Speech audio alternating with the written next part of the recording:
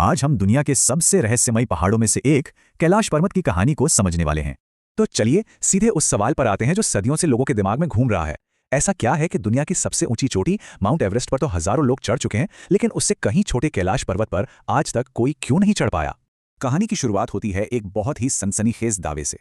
एक मशहूर किस्सा है कुछ साइबेरियन पर्वतारोहियों का, जो कहते हैं कि कैलाश पर चढ़ने के बाद वो रहस्यमयी तरीके से बूढ़े हो गए और मर गए।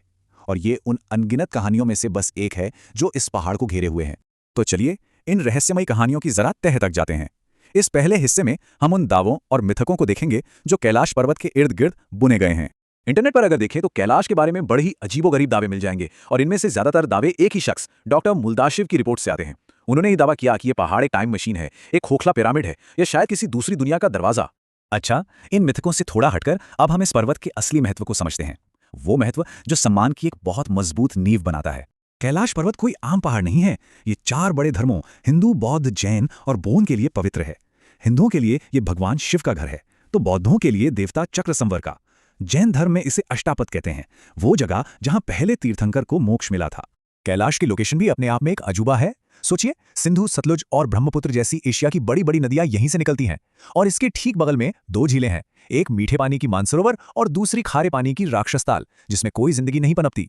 तो चलिए अब आते हैं हमारे विश्लेषण के सबसे अहम हिस्से पर। देखते हैं कि सारे मिथक विज्ञान और तर्क की कसौटी पर कहां तक खरे उतरते हैं। एक दावा यह है कि यह कोई इंसानी बनावट है, एक पिरामिड है, लेकिन जियोलॉजिस्ट बताते हैं कि इसका जो ये पिरामिड जैसा आकार है वो असल में आइस एज के दौरान ग्लेशियरों के कटाव से बना है। ये पूरी तरह से एक नेचुरल प्रोसेस है, ठीक वैसे ही जैसे यूरोप का मैटरहॉर्न पर्वत। और उन 2 झीलों का क्या रहस्य है, एक मीठी और एक खारी? इसके पीछे का कारण भी पूरी तरह से वैज्ञानिक है। राक्षस ताल एक एंडोरेहिक झील है, जिसका मतलब है कि उसका पानी कहीं बाहर नहीं जा सकता।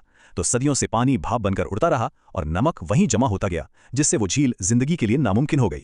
अब आते हैं सबसे सनसनीखेज दावे पर कि वहां समय तेजी से चलता है। सच तो यह है कि इसका कोई भी जरा सा भी वैज्ञानिक सबूत नहीं है। असल में यह पूरी कहानी एक ही सोर्स से आती है, जो कि साइबेरियाई पर्वतारोहियों की एक मनगढ़ंत कहानी है।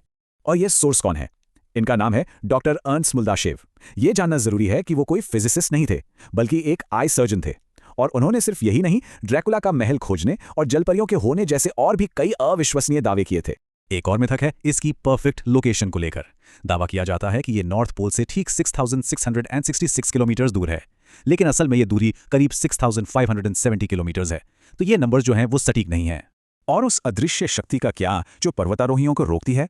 असल में जो सिरदर्द और दिशा भ्रम के लक्षण होते हैं वो ज्यादा ऊंचाई पर ऑक्सीजन की कमी से होने वाली बीमारी के क्लासिक साइन है। इसे हाई एल्टीट्यूड सिकनेस कहते हैं। तो अगर ये सारी कहानियां सिर्फ मिथक हैं, तो फिर असली वजह क्या है कि इस पर कोई नहीं चढ़ा? जवाब अलौकिक नहीं बल्कि पूरी तरह से मानवीय है। दुनिया के सबसे महान पर्वतारोही रेनहोल्ड मेसनर से किसी ने कहा था, किसी को भी पत्थर बन चुके देवताओं पर अपने बूटों से नहीं चढ़ना चाहिए। ये एक लाइन इस पहाड़ के प्रति गहरे सम्मान को दिखाती है। चलिए देखते हैं कि यह सम्मान कैसे एक आधिकारिक बैन में बदला। 1985 में मेसनर ने खुद चढ़ने से मना कर दिया। फिर 2001 में एक स्पेनिश टीम को परमिट मिला, लेकिन दुनिया भर में इतना विरोध हुआ कि परमिट रद्द करना पड़ा। और उसी साल चीनी सरकार ने कैलाश पर चढ़ाई को हमेशा के लिए बैन कर दिया। और यह हमें इस पूरे विश्लेषण के आखिरी और शायद सबसे जरूरी विचार की ओर ले जाता है। कैलाश का असली चमत्कार कोई अलौकिक शक्ति नहीं है। असली चमत्कार तो यह है कि इंसानियत ने मिलकर यह फैसला किया कि एक जगह ऐसी है जिसे जीतना नहीं बल्कि जिसका सिर्फ सम्मान करना है। और ये इस बात को कितनी खूबसूरती से बताता है कि कुछ चीजें जीतने के लिए नहीं, सिर्फ सम्मान करने के लिए होती हैं। और ये हमें एक बहुत ही अहम सवाल के साथ छोड़ जाता है। किसी उपलब्धि को हासिल करने के बजाय श्रद्धा को चुनने का असल में क्या मूल्य है?